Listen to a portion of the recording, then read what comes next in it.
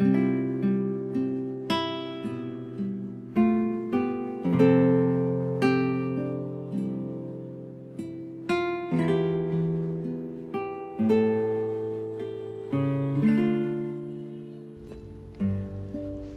mabuting balita ng Panginoon ayon kay San Marcos.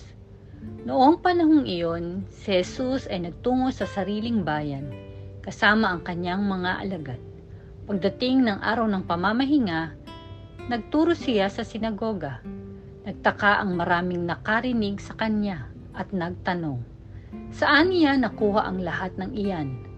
Anong karunungan itong ipinagkaloob sa kanya? Paano siya nakagagawa ng mga kababalaghan?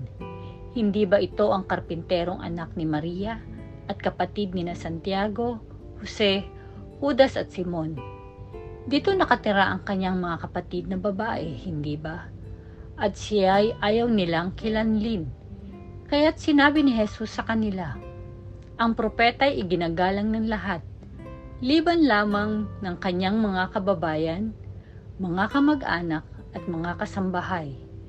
Hindi siya nakagawa ng anumang kababalaghan doon, maliban sa pagpapatong ng kanyang kamay sa ilang may sakit, upang pagalingin ang mga ito. Nagtaka siya sapagkat hindi sila sumasampalataya. Ang mabuting balita ng Panginoon.